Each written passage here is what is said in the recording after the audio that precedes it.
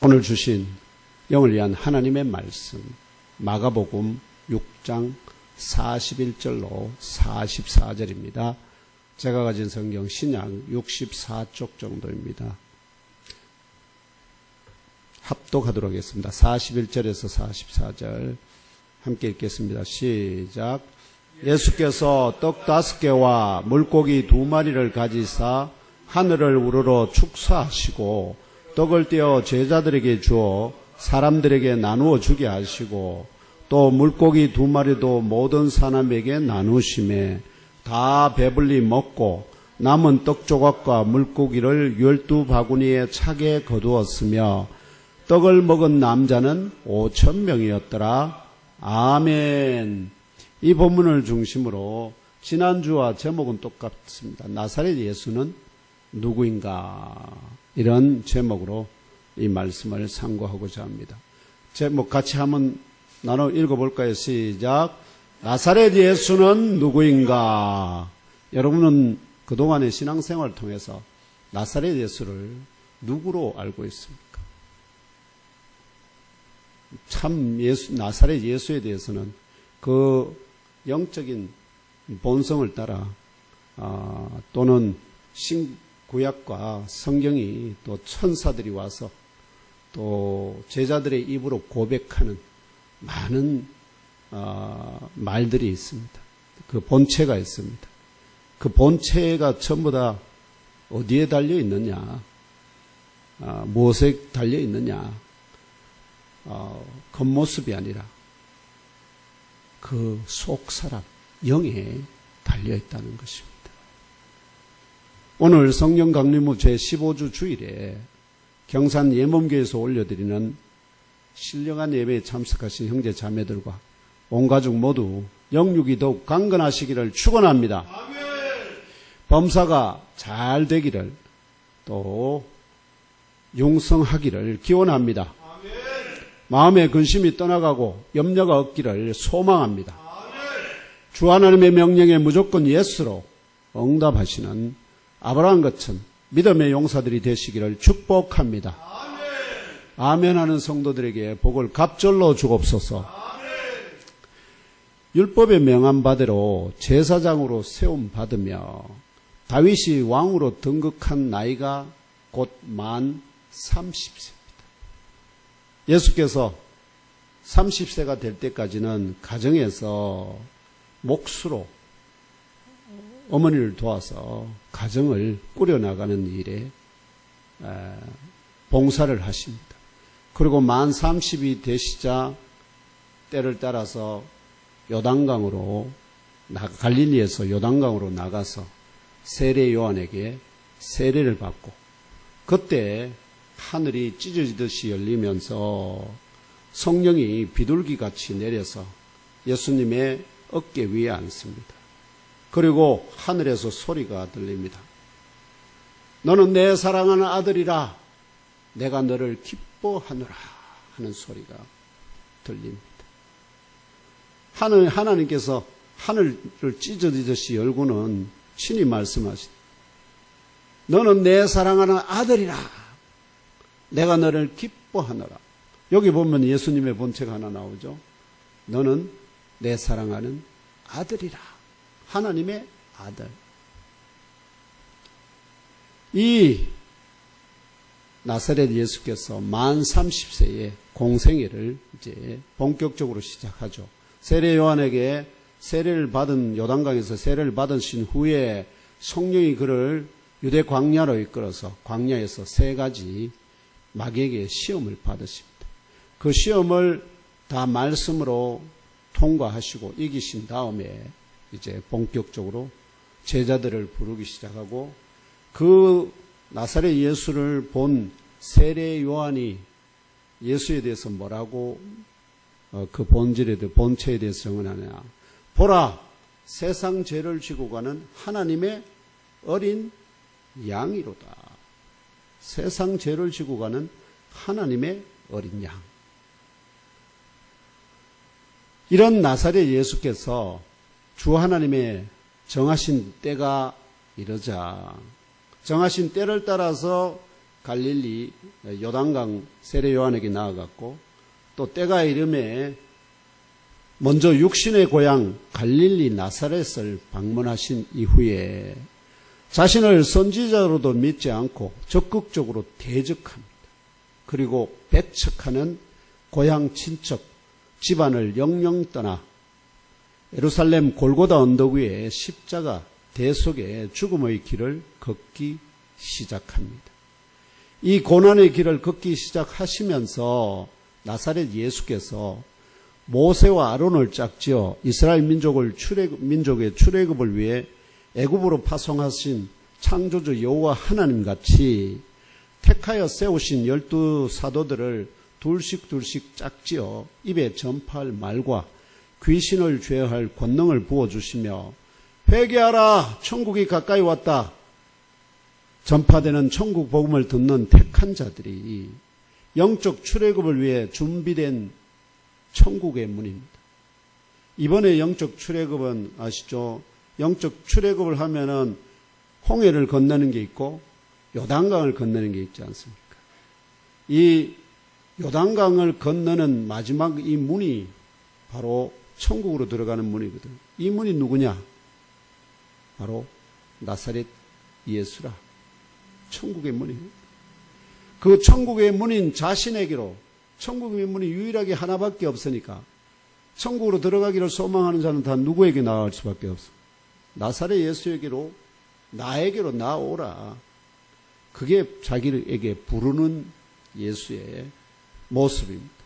그래서 천국의 문인 자신에게로 나아오도록 하기 위해서 이 12 사도를 두 사람씩 둘씩 짝지어서 갈릴리의 각 마을로 파송하셨습니다. 그 뒤에 나중에 70명의 아시죠? 제자들도 둘씩 짝지어서 파송합니다. 이 제자들이 나가서 갈릴리와 인근 각 마을에 거주하는 유대인들에게 회개하라 천국이 가까이 왔다 전파함과 동시에 자신들과 천국 복음을 영접하는 동네에서는 창조주 여호와 하나님이 행하시겠다고 율법에 약속하신 표적들이 있습니다. 곧 많은 귀신을 쫓아내며 많은 병자에게 기름을 발라 고치는 능력의 역사를 나사렛 예수의 이름으로 행하게 되므로 나사렛 예수의 이름이 유대인들 전체에 드러나게 됩니다. 그 결과로서 나사렛 예수는 누구인가 하는 의문이 유대인들 가운데 널리 퍼지게 되었습니다. 이 의문에 대해 1세기 당시 갈릴리와 베레아의 분봉왕으로 세례 요한을 목베어 죽인 헤롯 안티파스는 나사렛 예수를 죽음에서 살아난 세례 요한이다 말했고 유대인들 일부는 오리라 한 그 엘리야다. 다른 일부는 옛 선지자 중에 하나와 같아 주장하며 나사렛 예수의 본체에 대하여 설왕설래하였지만 그 핵심을 깨달아 알지는 못하였습니다. 이 의문에 대한 아시죠? 이 의문은 나사렛 예수는 누구인가? 이 의문에 대한 마가복음의 기자 마가 요한의 증언은 나사렛 예수가 모세와 아론을 짝지어 파송하여 애굽에 종된 이스라엘 민족을 출애굽시킨 그러나 그 영광의 형상을 볼 수 없었던 창조주 여호와 하나님의 보이게 된 본체 곧 여호와 하나님의 현현이다는 진리를 가리키고 있습니다. 이해하시겠죠? 마가는 지금 말은 안 하는데 나사렛 예수가 하는 일들을 쫙 이렇게 보여주잖아요. 근데 그걸 통해서 나사렛 예수가 바로 이스라엘 민족을 출애굽시킨 창조주 여호와 하나님의 현현이다. 이런 진리를 지금 가리키고 있다 하는 것입니다. 그럼에도 불구하고 1세기 당시는 물론이고요. 그때 당시는 거의 아는 사람이 아무도 없었어요. 또 21세기 오늘 우리 대한민국뿐만 아니라 전 세계적으로도요. 자신의 영적인 눈과 귀가 닫힌 것을 조금도 알지 못한 채 자기는 성경 읽고 해석하면 다 알 수 있다고 생각하는 사람이 너무 많습니다. 성경을 여러분 그렇게 하면 알 수 있을 것 같은데, 내용은 알 수 있는데 뭐가 문제냐? 성경은 뭐의 감동으로 쓰여졌죠? 성령의 감동으로 쓰여졌기 때문에 성령의 감동이 없는 상태에서 성경을 읽고 해석하면 성령이 감동해서 기록된 그 의미를 깨달아 알 수 있겠습니까? 없겠습니까? 그걸 모른답니다. 그 뭐는 알 수 있을까요? 그 이 말이 뭔 뜻인가 하는 것은 깨달을 수 있는데 그걸 통해서 뭘 보여주시려고 하는가? 이걸 모른다. 그래서 그 실제를 자신의 영적인 눈과 귀가 닫힌 것을 조금도 알지 못한 채 자신의 눈에 보이는 것만을 그 실체로 인식하는 사람들에게는 그 진리가 감추어져 있다는 사실도 부인할 수 없습니다. 1세기만 그런 게 아니라 어떻게요? 지금 현재도 역사 가운데 거의 대부분의 경우에도 그랬다 하는 것입니다. 오늘 주신 말씀은 이러한 상황에서 여전히 벗어나지 못하고 있는 제자들이 이 진리를 깨달아 알고 믿도록 하기 위하여 제자들도 깨달아 알지 못했거든요. 왜 이렇게 하는가? 제자들이 깨달아 안 건 뭐였습니까? 예수님 당신의 이름으로 기도하고 하니까 귀신들도 떠나가고 병들도 나았고 그래서 막 신났습니다. 이 보고는 했는데 그렇게 자신들을 파송하신 예수가 누구인가는 알지 못했다. 그럼 이들을 어떻게요? 이들을 자신이 누구인가를 깨달아 알고 믿도록 하기 위하여 또 다른 표적을 나사렛 예수께서 행하셨다 증언합니다. 이 표적이 계속 이어집니다. 이 표적이 계속 이어진다고. 그 표적들을 앞으로 계속 다룰 거예요. 왜냐하면 마가복음 6장부터 시작해가지고 그 표적들이 계속 이어져요. 예수께서 얼마나 답답하셨을까요?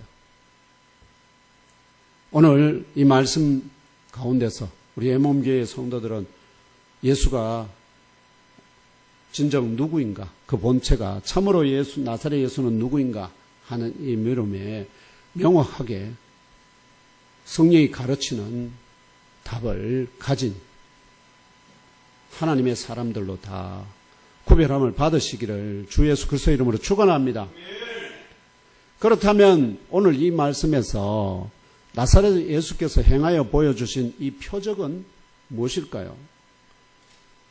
또한 무엇을 근거로 나사렛 예수가 창조주 여호와 하나님의 현현이라는 진리를 깨달아 알고 믿고 심령 깊이 잘 박힌 못으로 영접하여야 할까요?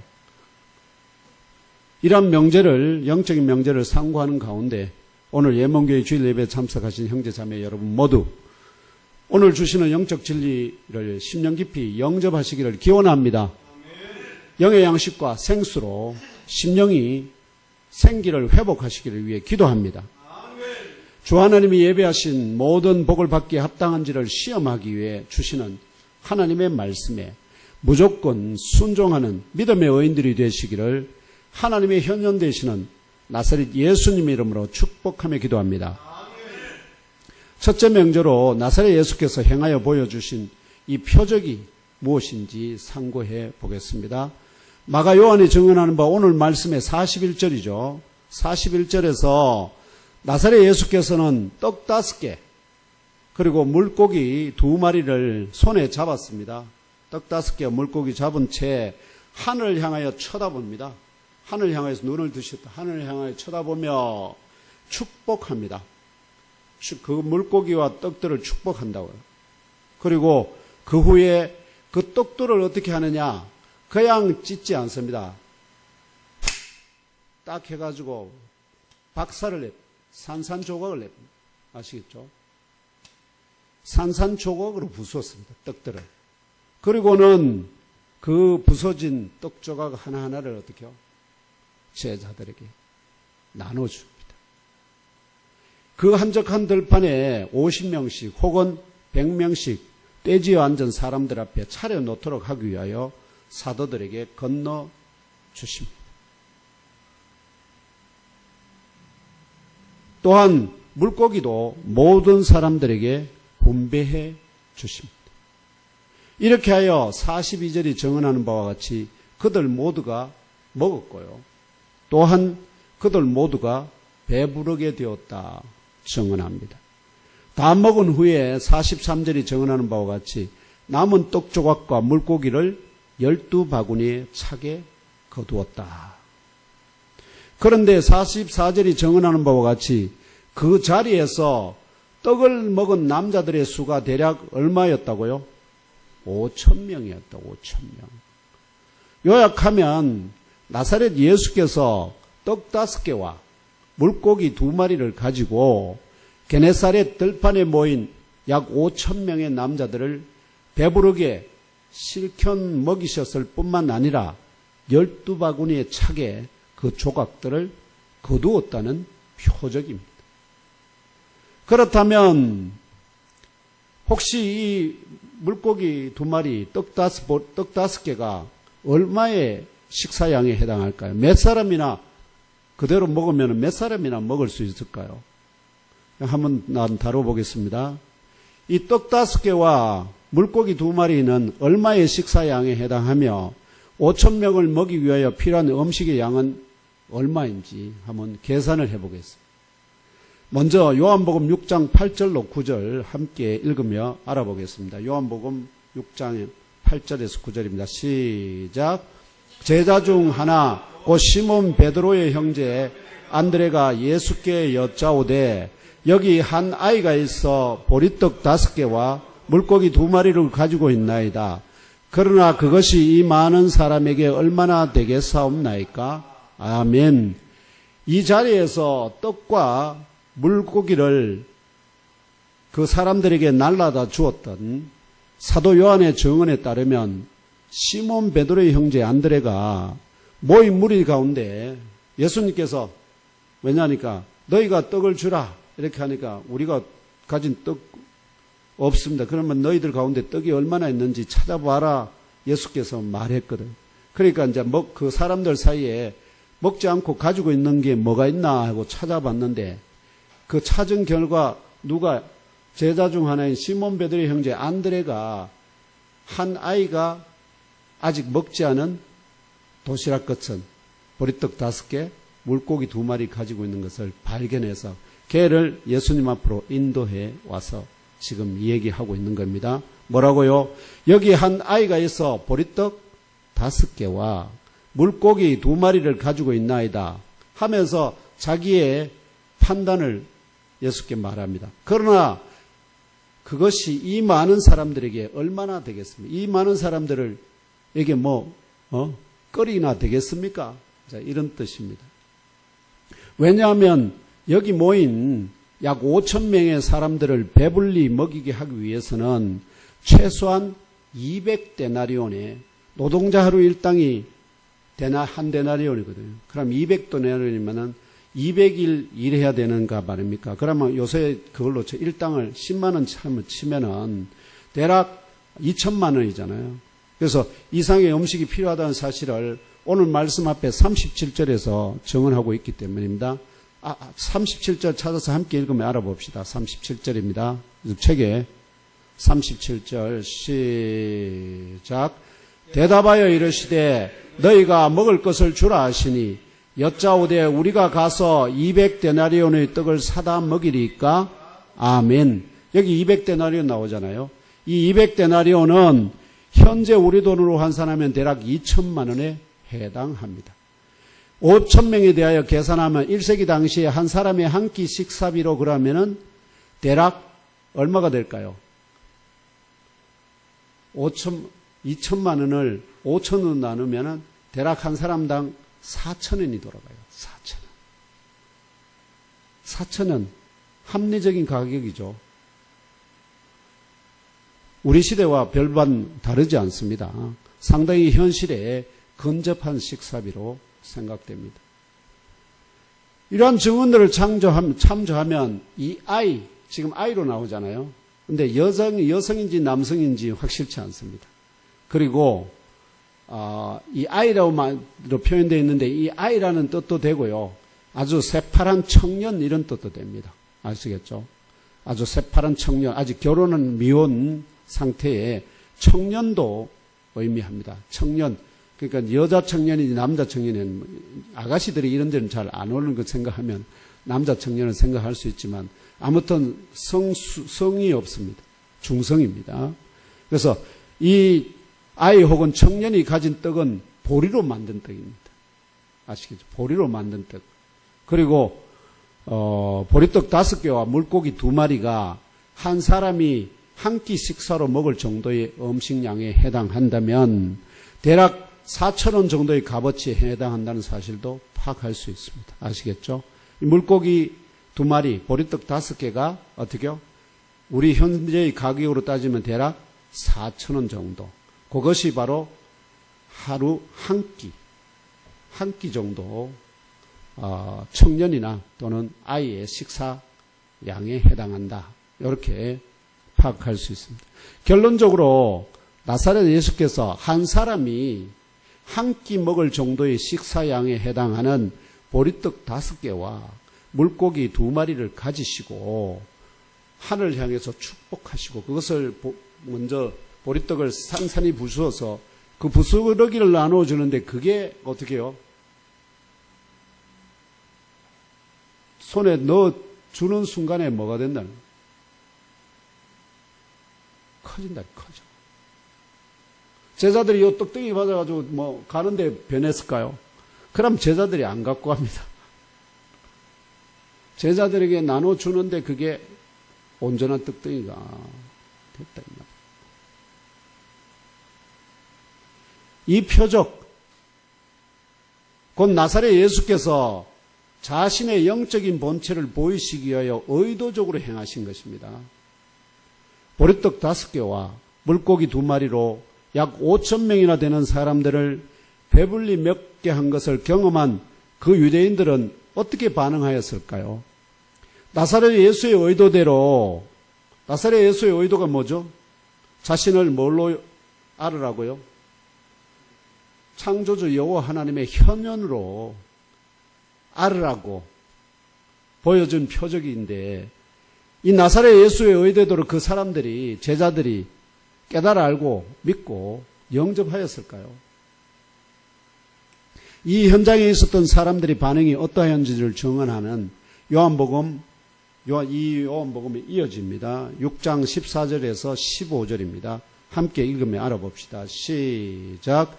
그 사람들이 예수께서 행하신 이 표적을 보고 말하되 이는 참으로 세상에 오실 그 선지자라 하더라. 그러므로 예수께서 그들이 와서 자기를 억지로 붙들어 임금으로 삼으시려는 줄 아시고 다시 혼자 산으로 떠나가시니라. 아멘. 여기 이 사람들이 말하는 바 이는 참으로 세상에 오실 그 선지자 누구를 가리키냐? 엘리야를 가리킵니다. 엘리야가 말하면 이적하면 누구가 최고입니까? 엘리야만큼 대단한 이적 어떻게요?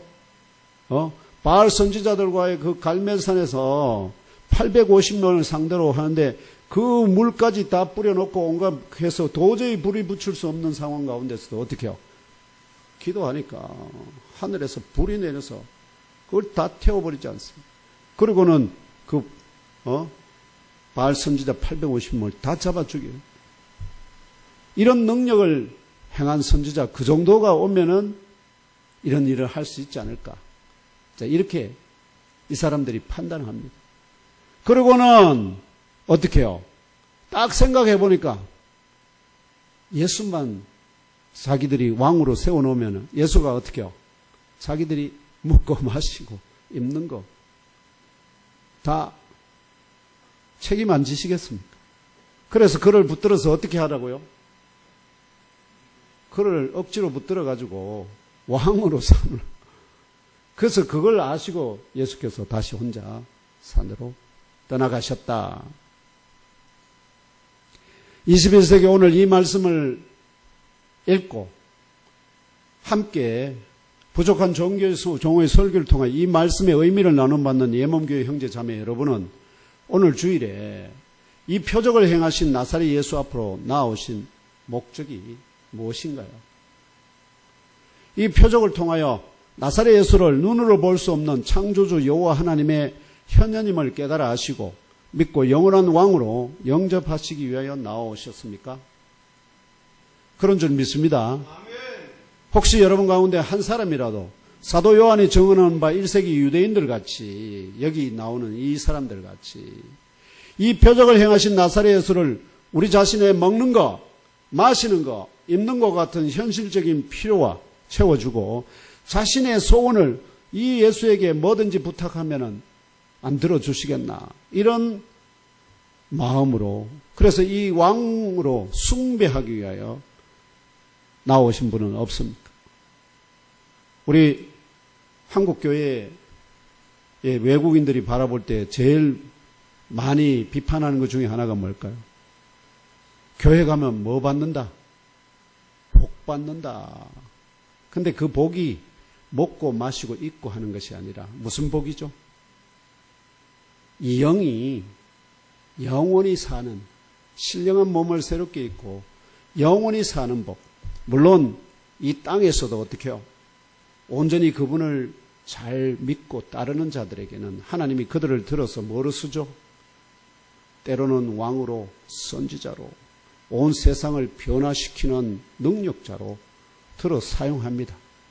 그런데 그렇게 되려면 그 사람이 의인으로 이미 바뀌어져 있어야 되는데 우리는 아직 그런 의인이 되지 못한다 아닙니까? 그러면서도 뭐는 바라죠? 의인이 받을 상을 처음부터 바라잖아요. 그 상을 진심으로 받기를 원하면 먼저 뭐가 되어야 될까요? 하나님께서 어떤 것을 주시든 그것을 하나님의 영광을 위하여 올려드릴 그런 아름다운 의인으로 먼저 인정을 받아야 한다. 우리나라에 여러 많은 성령의 감동을 받아서, 성령의 능력을 받아서 병 고치고 치유하는 많은 사람들이 일어났는데 그 사람들이 결국 끝에 가면 다 뭐가 되죠? 엉뚱한 길로 가거든요. 엉뚱한 길로 갑니다. 왜? 준비가 안 돼 있거든. 지금까지 어떠하였든지 지금부터 하늘의 머리 대신 그리스도와 성령을 통하여 하나로 연결된 예몸교에 지체된 형제자매 여러분은 이 표적을 행하신 나사렛 예수 안에 창조주 여호와 하나님과 동일한 영이 내재해 계시기 때문에 그 영으로부터 창조주 여호와 하나님과 동일한 음성을 발하시는 나사렛 예수를 볼 수 없으나 살아 역사하시는 여호와 하나님의 보여진 본체이시다는 영적 진리를 믿고 심령 깊이 영접하며 날마다 깊이 사귀어하시며 경배하시기를 주 예수님의 이름으로 축복하며 기도합니다. 그렇다면 무엇을 근거로 나사렛 예수가 창조주 여호와 하나님의 현현이다는 진리를 깨달아 알고 믿고 심령 깊이 잘 박힌 못으로 영접해야 하는지 알아봅시다. 도대체 어떻게 이러한 이적이 가능할까요? 어떻게 보리떡 다섯 한 사람이 한 끼 먹을 그 식사량을 가지고 5,000명을 동시에 먹일 수 있느냐 하는 것. 그것도 배불리 먹고 어떻게 해요? 얼마나 남았다고요?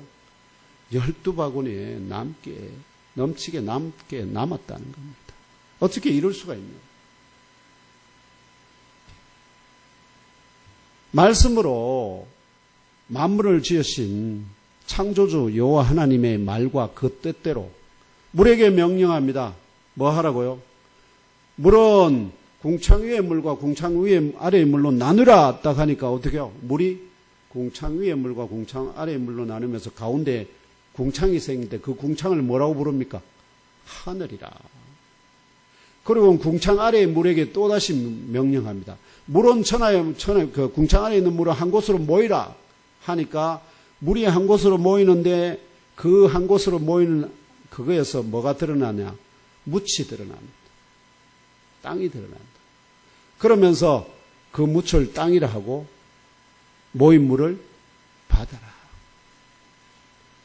좀 더 보면 물과 물이 뭐라 반응한다고요? 여호와께서 명령하니까, 창조주께서 명령하니까 그대로 순종해서 반응한다 이 말이죠. 그런데 그렇지만 물이 바뀐 건 아니죠. 물이 그대로 두 부분은 나눠진 거, 또 한 곳으로 모이려 하니까 모인 거, 그 물이 물에서 바뀌지는 않았어요. 그런데 이 드러난 무책에 뭐라고 여호와께서 명령하느냐? 땅은 각양 식물을 내라. 이러니까 땅이 어떻게요?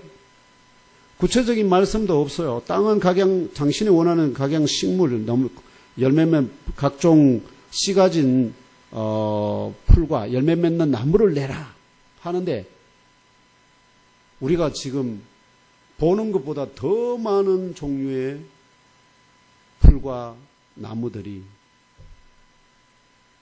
땅에서 솟아 나왔다. 땅이 만들어냈다. 땅이 만들어냈다. 그럼 도대체 땅은 어떻게 여호와 창조주 하나님의 그 음성에 반응하느냐? 여기서는 지금 보면은 땅에서 뭐가 완전히 새로운 생명체가 식물이 솟아났잖아요. 식물이. 그 다음에 거기에다 또 땅에게 또 나중에 여섯째 날 뭘 합니까? 땅은 각양 생물을 내라 하니까 땅에 기는 각종 생물들과 짐승들을 다 또 땅이 만들어내요. 이처럼 말씀으로 만드신 만물이 창조주 여호와 하나님의 말과 그 뜻대로 무조건 순종하여 변화를 일으키듯이 나사렛 예수의 말과 그 뜻에도 물질을 이루고 있는 재질이나 양이 변화를 일으킨다는 표적입니다. 이러한 표적의 대표적인 사례가 바로 가나 혼인잔치에서 물을 포도주로 변화시킨 사건. 물과 포도주는 성분이 완전히 달라요. 성분이 완전히 달라요. 그런데 이 성분이 뭐로 이루어져 있느냐? 이게 각양 원소들로 이루어져 있어요.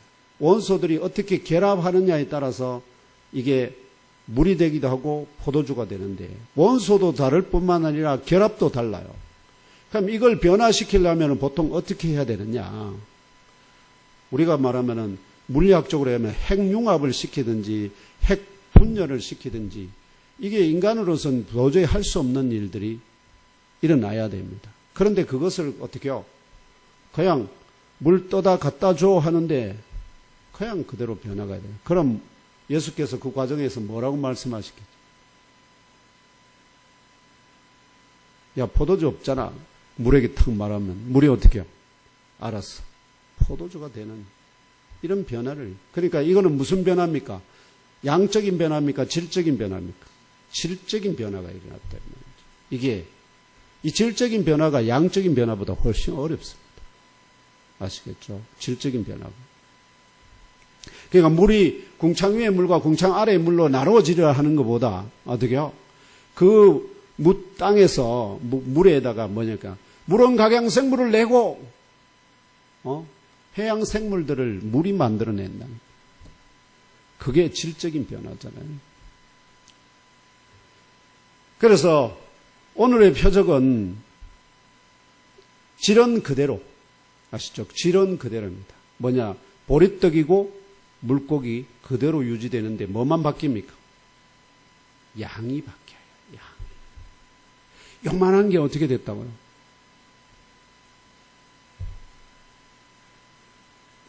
그 양이 약 5,000배 이상 증폭된 표적입니다. 세계 어떤 다른 나라의 역사에서도 결코 찾아볼 수 없는 이적입니다. 아무리 황당무계한 아시죠? 공상소설을 써도 이런 얘기를 하는 사람은 없습니다. 오직 이스라엘 민족의 출애굽 여정 가운데 이러한 이적이 일어났다는 사실을 모세와 그 후대의 기록자들이 증언하고 있을 뿐입니다. 그렇다면 이스라엘 민족의 역사에서 누가 이런 이적을 행하였을까요? 바로 애굽의 종으로 전락하여 고통 가운데 자유와 구원을 강구하던 이스라엘 민족을 모세와 아론을 통하여 출애굽시킨 창조주 여호와 하나님께서 직접 행하셨다고 모세가 증언합니다. 출애굽기 16장에 기록된 바에 의하면 모세의 증언에 따르면 출애굽하고 홍해를 마른 땅같이 걸어서 건넨 이스라엘 자손의 온 회중이 엘림에서 떠나 엘림과 시내산 사이에 있는 신광야에 이른 때는 애굽에서 나온 후 둘째 달 15일, 그러면 한 달 보름이 지난 때였습니다. 이때 출애굽 당시에 가지고 나온 음식이 있었거든요. 그런데 그 음식들이 이제 어떻게 됐다고요? 버리고 뭐고 다 들고 왔는데 그것으로 뭐 해먹고 나니까 이제 남은 게 거의 없습니다. 이에 이스라엘 백성들이 자손이 가만 생각해 보니까 모세와 아론 믿고 따라 나왔다 아닙니까? 그런데 지금 자기들이 먹을 게 다 떨어져 가는데 먹을 걸 줄 계획이 없어요. 왜냐니까 광야잖아요. 농사를 지을 수도 없고 갑자기 어느 동네에 가서 음식을 구걸할 수도 없고 그런 상황인데 모세와 아론은 떡을 줄 생각을 안 하니까 그들에게 이제 우리 다 죽었구나 생각하면서 원망을 쏟아냅니다.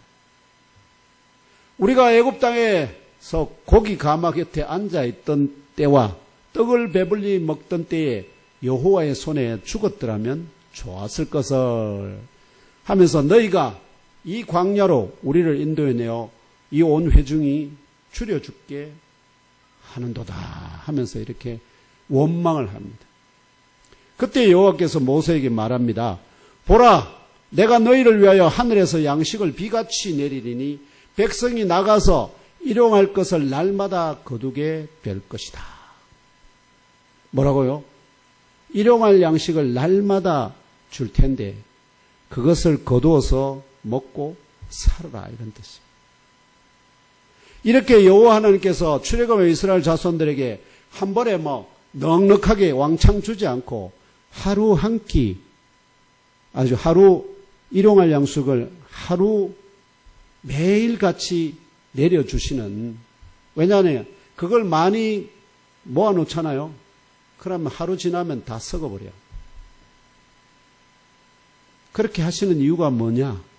바로 출애굽한 이스라엘 자손이 내 율법을 준행하나 내 말에 순종하고 경청하는지 아니하는지 내가 시험하기 위함이라고 밝힙니다. 사람은 끊임없이 내일을 위해서 어떻게 합니까? 창고에 저축을 해놓고 사놔야지 불안하지 않은데 하나님께서는 나를 믿는다면 내가 약속한다. 매일같이 어떻게요? 너의 일용할 양식은 내가 책임진다. 그들이 다른 방법이 없잖아요. 광야에서. 그럼 무조건 그분을 믿고 따를 수밖에 없는데 그럼에도 불구하고 어떻게 했을까요? 그들로 나가서는 한 호멜만 그 통이 있거든요. 한 호멜만 거두라는데 모르겠어요. 두 호멜 갖고 와서 놔두니까 썩어가지고 냄새가 나니까 이게 모세에게 보고가 들어가서 모세가 또 진노하고 이런 일들이 계속 벌어집니다. 뭐를 믿지 않는다는 겁니까? 하나님의 약속을 안 믿어요. 안 믿어요. 믿지 않으면 아시죠? 모든 게 불안해집니다. 하나님이 분명하게 약속하십니다. 예수께서도 오셔가지고 저 하늘에 나는 새를 봐라. 저 새를 어떻게요? 하나님이 다 먹이지 않느냐. 그런데 저들보다 훨씬 귀한 너희들을 하나님이 그냥 내버려 둘 것 같으냐. 그렇기 때문에 뭐 하지 마라. 뭘 먹을까 뭘까. 하루하루 주시는 그 양식, 그것에 감사하고 기쁨으로 하나님이 주셔서 고맙습니다 하면서 항상 기뻐하라, 쉬지 말고 기도하라, 범사에 감사하는 이 삶의 체질을 단련하기 위해서 그렇게 하신다 하는 것입니다. 그 대신 여섯째 날에는 아시죠? 여섯째 날 안식일 전날이잖아요. 안식일 전날은 안식일에는 양식을 주지 않을 거니까 안식일 전날에는 2배를 거두라. 그러면 그거는 하루가 지나도 어떻게요? 썩지. 희한한 일이죠. 평일에는 하루치 이상을 남기면 썩어버리는데 안식일 전날에는 안식일에는 그것을 놔둬도 썩지 않는다는 겁니다. 이런 표적들을 여호와께서 보여주셨습니다. 그렇게 여호와의 말씀대로 저녁에는 메추라기 와서 진에 덮이고 아시죠? 그 텐트 사이에 덮이고 아침에는 이슬이 진 주위에 있었는데 이슬 같은 게 맺혀 있었어요. 그런데 그 이슬이 마른 후에 광야 지면에 작고 둥글며 서리 같은 것이 있었습니다. 이슬이 뭐로 바뀌었다고 볼 수 있겠습니까? 이슬이 있었어요. 진에 이슬이 쫙 깔렸는데 근데 그것이 마르면서 뭐로 바뀐 것 같아요? 이게 질적입니다. 물이 뭐가 된 거예요? 만나가 됐다. 물이 만나가 됐다. 이슬이 마른 후에 광야 지면에 작고 둥글며 서리 같은 것이 있었는데 이스라엘 자손이 보고 그것이 무엇인지 알지 못하여 서로 말합니다. 이랍니다. 이 번역하면 이것이 무엇이냐 이런 뜻입니다. 히브리 말로 하는데 이것이 무엇이냐 하는 뜻입니다. 이 히브리 단어 만을 우리말로 번역한 것이 바로 만나입니다. 만나는 이것이 뭐고 이런 뜻입니다. 이들의 의문에 모세가 그들에게 대답합니다. 이는 여호와께서 너희에게 주어 먹게 하신 양식이다. 여호와께서 이같이 명령하시기를 너희 각 사람은 먹을 만큼만 이것을 거둘지니 곧 너희 사람 수요대로 각 사람의 한 오멜씩 거두되 각 사람이 그의 장막에 있는 자들을 위하여 거둘지니라. 한 사람이 나가서 어떻게요? 식구들 전체의 몫을 한 오멜씩 해서 5명이면 5오멜 거두오면은 그러면 하루 3끼니까 15오멜 거두오면 이렇게 하도록 명령했습니다. 이스라엘 자손이 그같이 하였는데 사람들이 좀 더 거두오고 적게 거두오고 이랬을 거 아닙니까? 왜냐하면 오멜이라는 이 바구니가 다는 게 있는 게 아니었기 때문에 자기 나름대로 요 정도면 되겠다 하고 다 해서 전부 다 갖고 와서 달아보았는데 전부 다 정확하게 한 오멜씩 갖고 왔더라. 이것도 표적이에요. 왜냐하면 남지도 않고 모자리지도 않게 되었다. 이스라엘 자손이 그 이름을 만나라고 하였고요. 그래서 만나는 까치같이 희고 맛이 꿀 섞은 과자 같았다. 그 합니다. 이때로부터 사람이 사는 땅에 이르기까지 아시죠? 이때로부터 이제 사람이 사는 땅이 어디냐 하니까 바로 여리고성 맞은편 모압 광야 여기에 이르기까지 40년 동안 이스라엘 자손이 만나를 먹었다. 이처럼 창조주 여호와 하나님께서 친히 만나를 아시죠? 이슬 내리게 한 다음에 그것이 마르면서 만나가 되게 했잖아요. 이 출애굽한 이스라엘 자손이 가져온 양식이 모두 떨어져 굶주려 원망하기 시작할 때 곧 출애굽 후 한 달 보름 후부터 40년 가까이 날마다 내려주시는 일용할 양식 만나를 먹고 광야에서 생존할 수 있었습니다. 이 만나는 모세를 통해서 모세야 네가 아시죠? 이 표적의 능력에 지팡이로 땅 때려서 음식이 나오게 하지 않았습니다. 여호와께서 직접 어떻게요? 내려주셨다. 그러면은 이러한 표적을 오늘 마가가 정언하는 표적과 비교하여 보겠습니다. 만나는 창조주 여호와 하나님께서 택하여 파송한 모세와 아론을 통하여 출애굽한 이스라엘 자손이 출애굽 당일에 가져온 음식이 모두 떨어진 직후부터 모세와 아론이 입이나 지팡이를 거치지 아니하고 아시죠? 그걸 통하지 않습니다. 창조주 여호와 하나님의 약속되고 직접 공급되어집니다. 이와 유사하게 오늘의 보리떡과 물고기도 사도들에게 부여해 주신 입에 말이나 권능이 있지 않습니까? 근데 그거에 의해서 공급되지 않습니다. 나사렛 예수께서 친히 그 손으로 나눈 보리떡과 물고기를 사도들에게 나눠주어 마치 여호와께서 이 만나를 당신의 일꾼들 천사들에게 어떻게 나눠주세요. 퍼뜨리게 하듯이 변화시키게 하듯이 이들을 받아서 그러니까 사도들이 마치 뭐처럼 쓰이면 습니까? 천사들 여호와의 사자들처럼 나눠주는 역할을 하게 했다. 그래서 나사렛 예수께서 친히 그 손으로 나눈 보리떡과 물고기를 천사들 같은 사도들에게 주어 이 한적한 곳으로 나오며 가져온 음식을 모두 소비한 사람에게 나누어주게 하셨다. 그렇다면 이 5,000명 이상의 사람들은 어떻게 이 한적한 곳, 곧 게네사렛 광야에 모이게 되었을까? 이 게네사렛 광야, 이 표적이 일어난 곳이 어디냐 하면은 앞으로 한번 지도. 네. 여기 지도 있죠? 여기 보면 제가 분홍색 빨간 표시 해놨지 않습니까? 예수님의 고향이 저 밑에 나사렛이고 다볼산에서 제자들을 파송하고 나중에 어디서 다시 만나느냐? 게네사렛 들판에서 저기서 만나게 됩니다. 게네사렛 들판에서 왜 게네사렛 들판이냐? 게네사렛이라는 갈릴리 바다에 지금 마을이 있지 않습니까? 거기서부터 길이 쫙 저우로 게네사렛 들판까지 길이 나 있습니다. 그래서 이제 갈릴리 바다에 배를 타고 저 게네사렛에 도착해서 게네사렛에서 게네사렛 들판으로 제자들이 올라갔고 그걸 알고 사람들이 예수하고 함께 있던 사람들이 저 게네사렛 들판으로 다 따라 올라갑니다. 누구를 따라? 제자들을 따라갑니다. 예수를 따라가는 게 아니고 마치 모세와 아론을 따라서 이스라엘이 출애굽하듯이.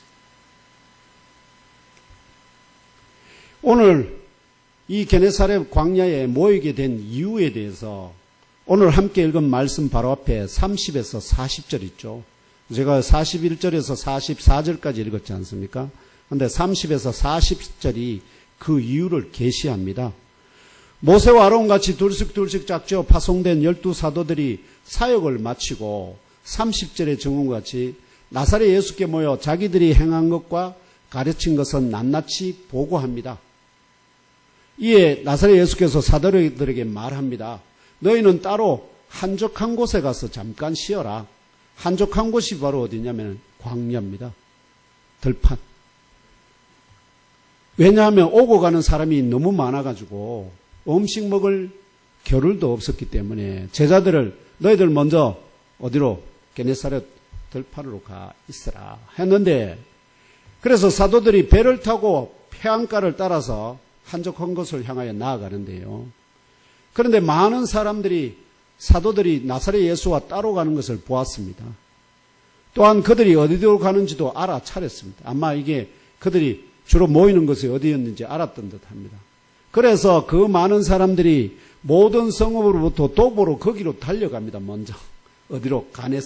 게네사렛 들판으로 먼저 가서 사도들이 그 뒤를 따라갑니다. 오히려 그 많은 사람들이 사도들보다 앞질러 거기로 갔습니다. 얼마나 사람들이 눈치가 빨랐는지 예수께서 너무나 사람들이 많아서 음식 먹을 틈도 없어서 제자들 좀 쉬게 하려고 한적한 것을 보냈는데 이 사람들은 눈치를 빠삭 끌고는 제자들이 예수가 아니라 제자들이 가는 그 길을 그들보다 앞서서 게네사렛 들판으로 광야로 가서 거기에서 제자들을 다시 만나게 되었다. 이 많은 사람들은 나사렛 예수가 아닌 모세와 아론같이 택함을 입은 사도들이 향하던 한적한 곳, 곧 게네사렛 광야로 도보로 달려갔던 사람들입니다. 결과적으로 이들은 모세와 아론을 따라 출애굽한 이스라엘 자손같이 사도들 따라 마을을 떠나 광야로 나온 사람들이었습니다. 이해되시죠? 이후에 나사렛 예수께서도 거기로 오셔서 큰 무리를 보았습니다. 예수께서는 다 아십니다. 물론 아시지만 또한 그 많은 사람들이 목자 없는 양떼 같았기 때문에 그 사람들을 불쌍히 여겼습니다. 그래서 나사렛 예수께서 그 많은 사람들에게 여러 가지 것들을 가르치기를 시작하였습니다. 많은 사람들이 모였거든요. 이렇게 시작한 가르침이 이어지면서 어느덧 때가 저물어 가게 되었습니다. 마치 제가 시간을 넘겨서 지금 어떻게요? 12시 넘어서 지금 설교를 하고 있는 것처럼 예수께서도 생각한 것보다 시간을 더 넘겨서 저녁 늦게 될 때까지 뭐 했다고요? 말씀을 계속하셨다 하는 것입니다. 그래서 제자들이 답답한 마음에 나사렛 예수께 나와 말합니다. 이곳은 빈들이요. 날도 저물어 가니 무리를 보내어 두루촌과 마을로 가서 무엇을 사먹게 하옵소서. 이러한 제자들의 요청에 나사렛 예수께서 어떻게 반응하였을까요? 이어지는 37절에서 40절을 찾아 함께 읽으며 알아봅시다. 37절에서 40절입니다. 시작. 대답하여 이르시되 너희가 먹을 것을 주라 하시니 여짜오되 우리가 가서 200데나리온의 떡을 사다 먹이리이까? 이르시되 너희에게 떡 몇 개나 있는지 가서 보라 하시니 알아보고 이르되 떡 5개와 물고기 2마리가 있더이다 하거늘 제자들에게 명하사 그 모든 사람으로 때를 지어 푸른 잔디 위에 있게 앉게 하시니 때로 100명씩 또는 50명씩 앉은지라. 이렇게 아시겠죠?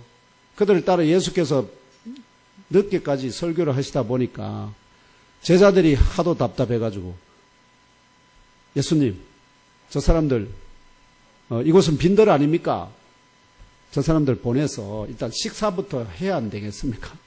이러니까 너희들이 식사 대접해라. 이러니까 우리가 200대려는 떡 사다가 먹이겠습니까? 그러니까 예수께서 그래 그러면 너희들 가운데 먹을 게 뭐가 있는지 찾아오봐라 하니까 아까 사도 요한의 형제 안드레가 어린아이가 지금 한 아이가 갖고 있는 보리떡 5개와 물고기 2마리 도시락을 가진 그 아이를 데리고 예수님께 나와서 그래서 예수께 그걸 드리게 됩니다. 이렇게 귀신을 쫓아내는 권능과 병을 고치는 치유의 능력을 보여준 사도들을 따라 이 사람들은 지금 왜 예수님이 아닌 사도들을 따라왔을까요? 그들이 동네에 가서 뭐 했죠? 나사렛 예수 이름으로 귀신 쫓아내고 병 고치고 했으니까 그들에게 뭐가 있다고 생각했겠습니까? 능력이 있다고 생각했어요. 능력. 마찬가지로 출애굽한 이스라엘 백성들이 하나님을 여호와를 봤을까요? 모세와 아론을 봤을까요? 모세와 아론을 볼까요? 똑같습니다. 그래서 예수가 아닌 제자들을 따라 그 광야로 나갔다는 겁니다. 근데 제자들에게 말합니다. 너희들 능력 있잖아. 예수께서 주셨잖아요. 귀신을 쫓아내는 능력, 각종 이적을 행할 능력 줬는데 근데 그들은 그걸 이 사람들을 먹일 생각을 못합니다. 그래서 예수께서 직접 나서신 거죠. 뭐라고 하느냐? 약 5,000명 이상의 이 사람들은 그러면 누구냐? 바로 구약 성경이 증언하는 바 모세와 아론이 들려준 약속과 그 보여준 권능을 따라 출애굽한 이스라엘 자손이 비교됩니다. 이들이 출애굽 당일에 가지고 나온 음식이 다 떨어진 직후에 한 달 보름 직후부터 여호와 하나님이 친히 일용할 양식으로 만나를 내려 광야에서도 굶주리지 않게 하심 같이 마을을 떠나 올 때 가져온 음식이 다 떨어지고 날이 저물어 갈 때 나사렛 예수께서 친히 그 손으로 한 사람의 한 끼 식량에 해당하는 보리떡 5개와 물고기 2마리로 5,000명을 배부르게 먹이는 표적을 행하셨다는 것입니다. 그렇다면 저와 형제 자매 여러분은 이런 표적을 행하신 나사렛 예수를 누구로 알고 믿고 주님으로 고백하시나요? 이 앞에 구약적인 게 없으면 나사렛 예수는 그냥 어떻게요? 이 사람들이 생각하는 것처럼 선지자, 엘리야 선지자 이 정도로 생각하고 말 겁니다. 그런데 우리는 이제 뭐를 함께 살펴봤습니까? 구약에 출애굽한 이스라엘 백성들에게 어떻게 여호와께서 그들을 먹이셨는가? 모세와 아론에게 그들이 먹일 수가 없습니다. 제자들, 사도들이 먹일 수가 없습니다. 능력을 부여받았는데도 불구하고. 그래서 여호와 하나님께서 친히 역사하신 거지. 나사렛 예수께서 친히 역사. 사도들은 뭐와 같으냐? 그 음식을 나눠주는, 분배하는, 또는 이 만나가 골고루 퍼지고 달아도 똑같이 되도록 만들어주는 여호와의 사자들 같다. 이렇게 생각하십니다. 창조주 여호와 하나님이신가요? 똑같잖아요. 예수께서 행하시고. 근데 창조주 여호와 하나님이십니다. 이렇게 하려니까 창조주 여호와 하나님은 100% 영이기 때문에 육신이 없습니다. 그런데 나사렛 예수는 육신을 가진 참 사람입니다. 그럼 여호와 하나님은 아니에요. 이닫고 말할 수 없어요. 그러면 창조주 여호와 하나님의 독생하신 아들이신가요? 왜냐하면 하늘 문이 열리면 찢어지면 요단강가에서 너는 내 사랑하는 아들이라 했으니까 그러면 하나님의 독생하신 아들이신가요? 맞습니다. 그러면 나사렛 예수가 하나님의 독생하신 아들이라는 본질적인 증거가 무엇인가요? 하나님께서 그렇게 말씀하셨다고 그래서 나사렛 예수가 하나님의 아들인가요? 그러면 하나님이 누구들을 향해서 너는 내 사랑하는 아들이야. 우리를 뭐라고 부릅니까? 우리는 다 하나님을 아버지라고 부르는 뭡니까? 자녀잖아요. 그럼 우리는 왜 그런 능력을 못합니까? 그러니까 증거가 뭐냐? 증거. 하나님의 아들, 독생하신 아들이라는 맞아요. 그럼 우리와 다른 참 사람이면서도 나사렛 예수가 하나님의 아들이라는 그 결정적인 증거가 뭐냐? 그걸 모르면 모르는 겁니다. 교회 예배에 참석하는 누구든지 이러한 질문들에 대해 답변할 수 없다면 나사렛 예수가 누구인지를 성경이 증언한 대로 제대로 깨달아 알고 믿고 주님으로 고백하는 것이 아닐 수 있습니다. 이러한 경우에 오랜 신앙생활 후에도 믿음의 성장, 영적인 성숙을 기대하기가 어려울 수 있습니다. 왜냐하면 하는 게 없으니까. 이는 마치 여러분의 사랑하는 자녀가, 우리의 사랑하는 자녀가 나이는 먹어가는데 그 키가 조금도 자라지 못하고 그 생각하는 것도 어린아이의 티를 벗어나지 못하는 것과 같습니다. 이러한 자녀들을 바라보면서 우리들이 마음에 근심하지 않나요? 우리를 자녀로 부르신 주 하나님께서도 우리가 이 세상 가운데 세워진 교회를 중심한 신앙생활을 통해서 영적으로 성장하고 성숙하게 되지 못하면 근심하십니다. 작은 말 한마디에도 그냥 속이 뒤집어져 가지고 아시겠죠? 자기 자신을 제하지 못하는 이게 누가 하는 거죠? 어린아이들은 자기가 먹을 거 하나 뺏어가도 어떻게 할까요? 울고불고 난리 납니다. 어른은 뺏기 전에 어떻게 해요? 자네도 맛보시게 하고 주는 자들이잖아요.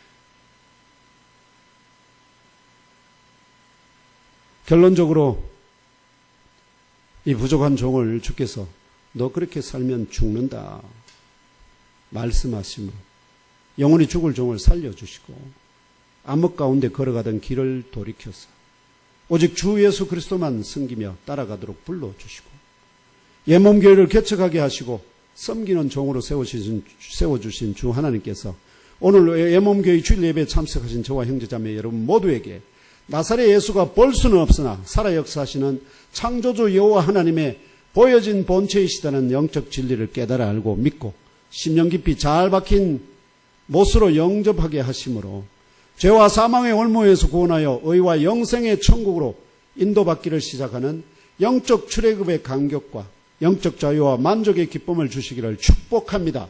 아멘. 더하여 오늘 이후로 육신의 눈과 귀만 열린 것이 아니라 거듭나고 열린 영의 눈과 귀로 나사렛 예수께서 도저히 갚을 수 없는 1만 달란트에 해당하는 죄의 빛을 완전히 탕감하게 해주시기 위하여 형제 자매 여러분과 함께 여러분 앞과 옆과 뒤에 계시는 형제 자매들을 위하여 십자가 위에서 그 죄의 빚을 대신 갚으셨다는 대속의 진리를 듣고 믿고 깨달아 아시고 100일 정도 일하여 모으면 갚을 수 있는 1000만 원 정도의 적은 빚을 진자와 같은 옆에 형제들의 죄와 허물을 넉넉히 용서하고 용납하며 주 하나님의 사랑으로 포용하고 감싸 주시는 믿음의 어인들이 다 되시기를 주 예수님의 이름으로 기도합니다.